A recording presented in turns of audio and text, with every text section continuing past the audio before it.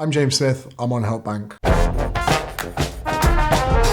I'm a personal trainer turned accidental entrepreneur, and my personal brand has nearly 4 million followers. How do I turn my hobby into a business? Well, I think that combining the two is just a brilliant place to be in. They say that if you enjoy your work, you never work a day in your life. But ultimately, all of us are going to be working because we need to afford to pay bills. So if we can align that as close as we can to our hobby, the better. Everyone has a passion in something in life, and I don't think you should wait to be passionate at something before you begin. I think passion is a reason you stay with it. But whatever it is that you're interested in, it's going to be a lot easier to turn up to work and not pull sick days if you are doing something that you really care about. I don't think it's possible for everyone, but if you look at your hobby and you think there's a business, if you love tennis, you could be a tennis coach. If you love jiu-jitsu, you could open a gym.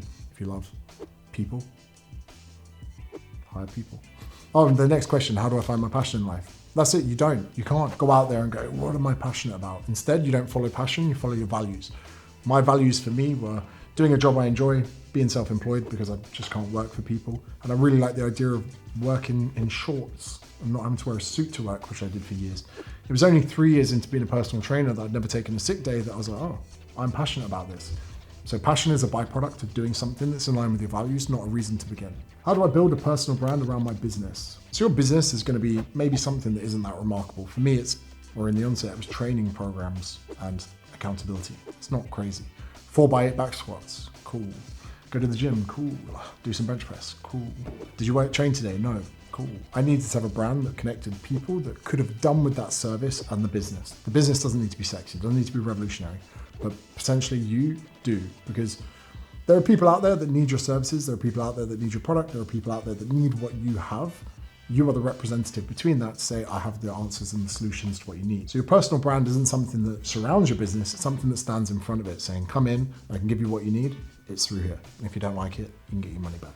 What are the biggest challenges when building a personal brand? Let's remove this from context for a second. Let's say you want to start jiu-jitsu, which I love. You're going to suck for 2 years. You're going to be so shit. You're literally going to be a white belt for 2 years. And then you get a blue belt, and that pretty much signifies that you're less shit. An armbar, which is a submission, is the same at white belt as it is at black belt. The only thing is, at white belt, you're shit at them, and at black belt, you're really good at them. When it comes to building a personal brand, appreciate that every single component of that part of the personal brand is going to be dog shit in the beginning, and it's going to get better. And then eventually you're just going to get marginally better, and you're always going to be really embarrassed of what you did a year before. And then eventually you get a black belt and go, oh shit, I'm actually pretty good at this, and it's completely by accident.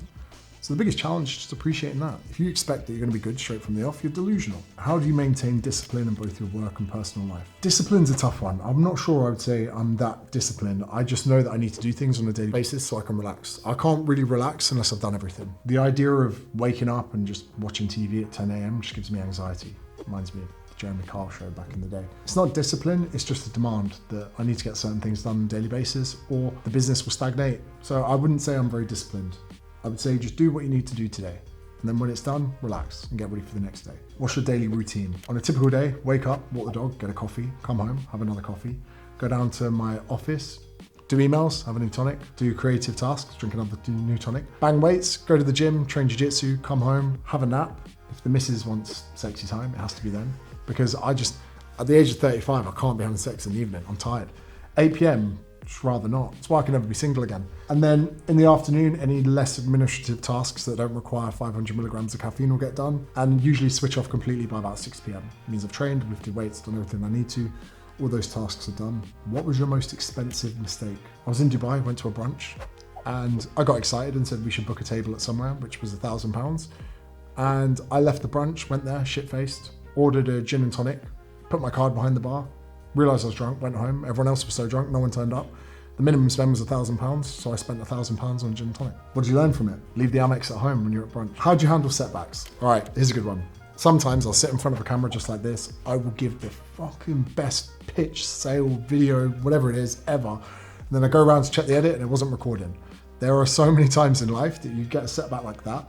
And it's so easy to get caught up and cry and moan and be like, oh, it was such a good video, I'm so sad, I never. But instead you go, right, cool, here's an opportunity to do it better, so do it fucking better. And then the next time I do it, I'm like, wow, that was way better. So it's almost, I'm glad that it wasn't recorded. Whenever there is a setback in life, just appreciate you can sometimes be given an opportunity to do it better, If you break up with your missus, I guarantee in 6 months you'll be hooking up with someone hotter. Always, no one downgrades in relationships. Never has someone broken up with a partner and ended up dating someone uglier. enjoy the upgrade. How do I stand out in a crowded market? Although markets are crowded, they're not competitive. Although they're saturated, they're not competitive. The majority of people just want to be famous, they just want status, they just want clout. If you care about people's problems and genuinely want to solve them, you will probably stand out. It won't be that difficult. What's the biggest risk you've taken? Was it worth the risk? I spent 3-4 years building up an in-person personal training business with face-to-face clients. My rent for the gym was £360 a month. I would make that in the first morning. So 2 of my clients that were married, I'd do the wife 9 till 9:30 for training. 9:30 till 10, I'd have the husband. And they paid me £800 a month. So just those 2 on a Monday morning of the first day of the month, who paid for my car finance and all my gym rent. Every other session I did that week was just cash for me to take and spend on trips in Europe playing sevens. I then decided to pack that up and go to Australia where I had no clients. It was a big risk. All my friends said, you're an idiot. All my friends were like, mate, you've just spent years building a good face-to-face business. Now you're leaving it all behind. I said I wanted to go to Australia. I wanted to go to somewhere where personal training was taken more seriously. That was the best decision I've ever made. How do you remain relevant in an ever-changing world of social media? With difficulty. Just look at the landscape. Just look at the trends, look at what's going on.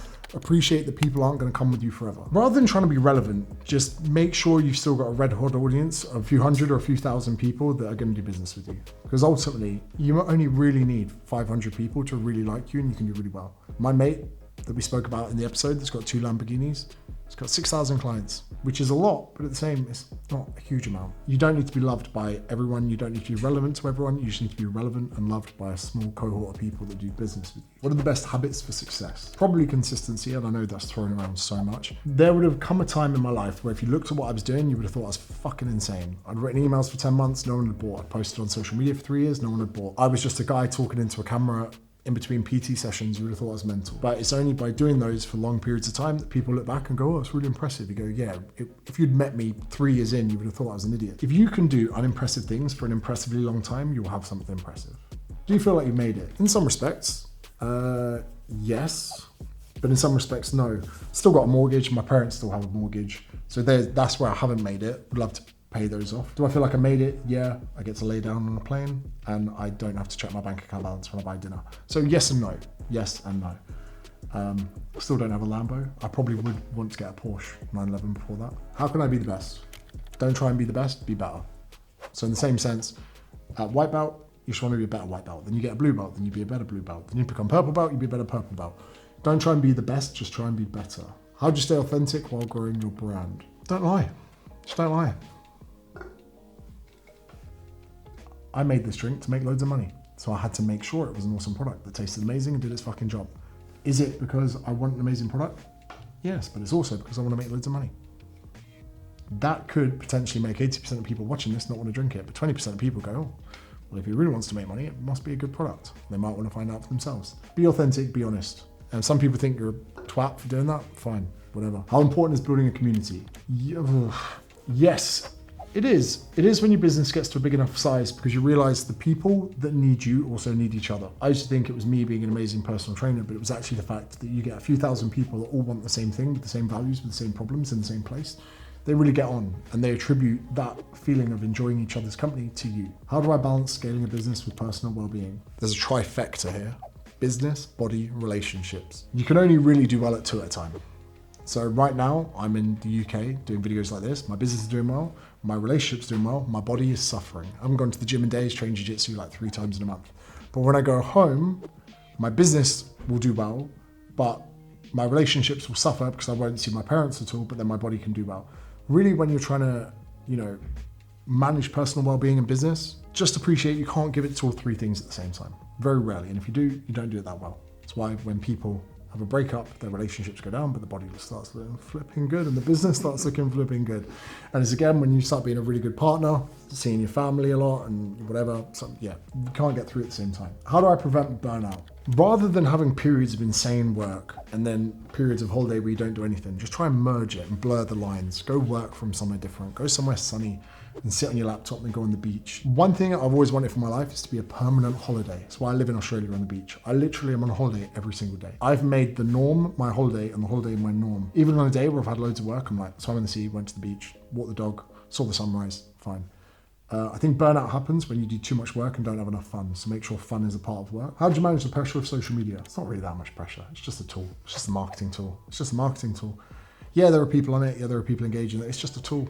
Just like email marketing, just like landing pages. It's just a tool. If it was up to me, I'd love a day where I just delete it. Will I? Probably. It's probably a lie. It's probably a lie that I tell myself. A bit like the time I say, James, when you buy the Porsche 911, that'll be the last car. It won't, because then I want the GT3 RS, and then I want a Lamborghini, then I want another one, and it will never end. And I will just have a collection of cars that make me depressed. What's next for James Smith? Want to launch new tonic to be like when people think of productivity drinks, they're, oh, like new tonic. A bit like when people say, you know, oh, you should get yourself a Hoover. I'm pretty sure Hoover was a brand. It's a vacuum cleaner. I'd love to do well on that. You know, I'm not really even that interested of the exit or the potential mass amounts of money we could make. More so, I just want it to do really fucking well. Where people don't go, oh, you made loads of money with your drink. They go, mate, fucking smashed it. Drink's amazing. That's what I'd love.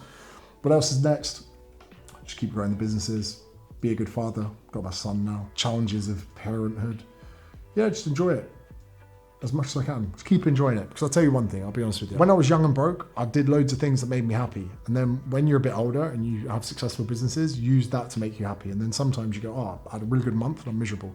So I'm gonna make a conscious effort to be happier. If you live life on autopilot, you sometimes forget to do the things that make you happy. Sometimes it's just going to get smashed with your mates and being an idiot. It is. It's throwing ice cubes at strangers. It's the little things in a bar. So yeah, just gonna keep growing, keep hustling, keep enjoying it, which is pretty much what I've been doing so far.